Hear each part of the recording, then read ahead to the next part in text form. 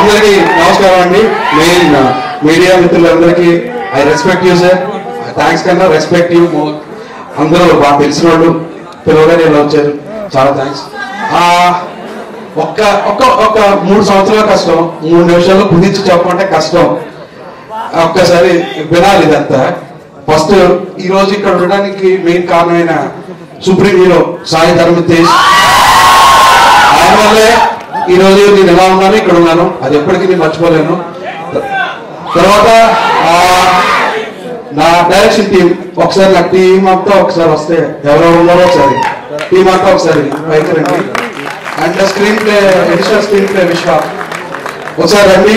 కుదిరితే camera Zoom తీసుకోండి sir. నా రాకపోయినా పర్లేదు, వాళ్ళ జూమ్ క్లోజులు పడాలి. ఎందుకంటే నెక్స్ట్ వాళ్ళకి సినిమా రావాలి, వాళ్ళ డైరెక్టర్స్ అవ్వాలి. మనస్ఫూర్తిగా నాతో పాటు సమానంగా కష్టపడ్డ వాళ్ళు వేరే కూడా ఉన్నారండి. ఎంత నేను తీసినా, ఎంత నేను పరిగెట్టినా, నాతో పాటు వీళ్ళు పరిగెట్టకపోతే నేను సినిమా తీయలేను, నేను అనుకున్న సినిమా అసలు తీయలేను. కాబట్టి వీళ్ళంతా కొంచెం టైం పట్టినా పర్లేదు బ్రదర్స్, ఎందుకంటే వాళ్ళ క్లోజ్ ఇంపార్టెంట్. తర్వాత మధు గారు, ఈయన డైరెక్టర్ నేను అవ్వచ్చు, స్టోరీ రైటర్ నేను అవ్వచ్చు, కానీ నాతో సమానంగా డే అండ్ నైట్స్ ఈయన చాలా కష్టపడ్డారు. షూటింగ్ లో కష్టపడ్డారు, మా ఆఫీస్ లో రైటింగ్ అప్పుడు కష్టపడ్డారు, నైట్ మధుశాల సిట్టింగ్ చేసినప్పుడు కష్టపడ్డారు. నాతో పాటు ఆ టెక్ లో పోటీ పడ్డారు, రైటింగ్ లో పోటీ పడ్డారు, అంత కష్టపడ్డారు. నాకంటే అదే రేపు రిలీజ్ అయ్యి నాకంటే పేరు వస్తే సగం క్రెడిట్ మాత్రం మధు గారిదే, అది చెప్పాలి తప్పదు సార్. నెక్స్ట్ సార్, ఈ బచ్చల మల్లి అనే సినిమా తీయడానికి మెయిన్ రీజన్ ఏంటంటే, నేను నా లైఫ్ లో చేసిన బిగ్గెస్ట్ మిస్టేక్, మా మదర్ విషయంలో నేను బిగ్గెస్ట్ మిస్టేక్ చేశా.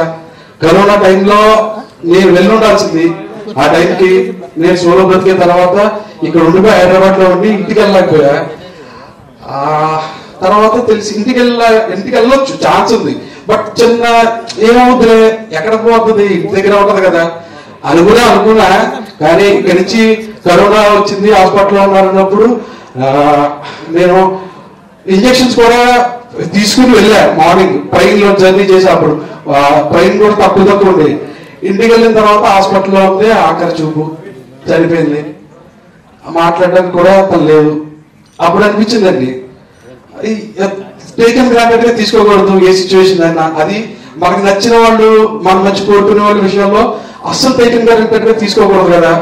లైఫ్ లో వెనక్కి వెళ్ళి సరిదిద్దుకొని తప్పు చేయకూడదు కదా అని స్ట్రాంగ్ హీట్ అయిన తర్వాత ఒక రోజు అనిపించిందండి, ఈ పాయింట్ మీద కథ చెప్పాలి. అది మూర్ఖత్వంతో వెనక్కి వెళ్ళి సరిదిద్దుకొని తప్పులు చేయకూడదు లైఫ్ లో అని ఒక పాయింట్ చెప్పాలి. ఎందుకంటే నేను ఒక్కనే చేసాను తప్పని కాదు, చాలా మంది అంటే ఇక్కడ ఉన్నవాళ్ళు లేకపోతే చూసేవాళ్ళు ప్రతి ఒక్కరు ఒక మూమెంట్ లో తప్పు చేస్తుంటారు చూడండి. అది అడ్రస్ చేయాలనిపించిందండి, ఆ పాయింట్ మీద జెన్యూన్ గా చెప్పాలనిపించింది. నా బెస్ట్ నేను ఇచ్చానని నేను అనుకుంటున్నా. ఇది తీయడానికి, పాయింట్ చెప్పడానికి నాకు ఫస్ట్ ఎంకరేజ్ చేసింది నరేష్ గారు. ఆయనకి ఆయన 100% అండి. నరేష్ గారు లేకపోతే బచ్చల మల్లి అన్న క్యారెక్టర్ నేను ఇలా తీయలేకపోయినేమోనండి. ఈ విధంగా తీయాలి. ఓకే, ఇంకో బాగుంటా ఉంటుంటే వేరే తీసేవాడేమో తప్ప ఇంత జెన్యూన్ గా, ఇంత ఆనెస్ట్ గా, ఇంత సిన్సియర్ గా, ఇంత రాగా, ఇంత రూటెడ్ గా నేను అనుకున్న సినిమా అయితే తీయలేకపోయేవాడండి. ఇది వేరే హీరో నేను తక్కువ చేయడం కాదు, నాకు ఆయన ఇచ్చిన కంఫర్ట్ మీ చెప్పడం కోసం అంతే. Sir thank you sir, thank you so much sir. నేనేం చెప్తే అది నమ్మారు సార్, నేనేం చెప్తే అది చేశారు సార్. అది చాలు కదండి హీరోకి, హీరో డైరెక్టర్ కాలం నిలబడితే చాలు కదా, పదైపోతుంది సినిమా, అది పదైపోతుంది సినిమా. అది ఎప్పుడు హీరో నమ్మి డైరెక్టర్ ని కథని నమ్మి ఉన్నాడు అనుకోండి, ఆ సినిమా ఎప్పుడు మోసం చేయదు. మేబీ ఏదో ఒక జరగచ్చేమో తప్ప మోసం అయితే చేయదు ఆ సినిమా. డెఫినెట్ గా అంత కాన్ఫిడెంట్ గా ఉన్నాను. తర్వాత అమృత గారు, కావేరి అనే క్యారెక్టర్ ని నేను డే 1 ఎలా ఊహించుకున్నానో, ఒక అమ్మాయి ఇన్నోసెంట్ గా ఉండాలి, తన మీద మనకి లవ్ రావాలి, సింపతి రావాలి, ప్లస్ ఆ అమ్మాయి గ్లామర్ గా ఉండాలి, ప్లస్ మనకు తెలిసిన కాలనీలో ఒక అమ్మాయిలా ఉండాలి. ఇన్ని క్వాలిటీస్ మా అమ్మాయి నాకు అమృత గారు అనిపించారు. థ్యాంక్ యూ అమృత గారు, you pick your bestest of the best అండి.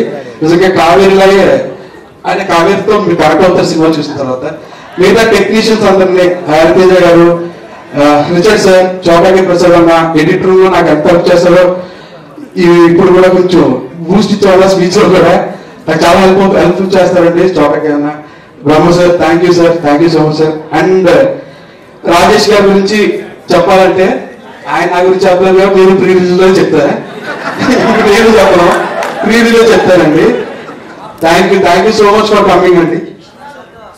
విశాల్ చంద్రశేఖర్ సార్, ఆఫ్టర్ సీతారామం విశాల్ గారు sir, one of the finest composers in India అండి. నాట్ ఓన్లీ ఆంధ్ర, తెలుగు, తమిళని కాదు, ఇండియాలో one of the finest music composers అండి. అందుకే అంత ఫైన్ కాకపోతే నెక్స్ట్ ఆయన ఫౌజీ, ప్రభాస్ ఫౌజీ కూడా విశాల్ గారి మ్యూజిక్ డైరెక్టర్. సో ఆయనతో వర్క్ చేయడం one of the greatest feeling అండి. థ్యాంక్ యూ విశాల్ సార్, మీరు ఇక్కడ లేరు కానీ నా హ్యాపీనెస్ మాత్రం మీకు అందాలని మనస్ఫూర్తి కోరుకుంటున్నానండి. Thank you. ఇంకా ఎవరిదైనా పేర్లు మర్చిపోయింటే క్షమించండి.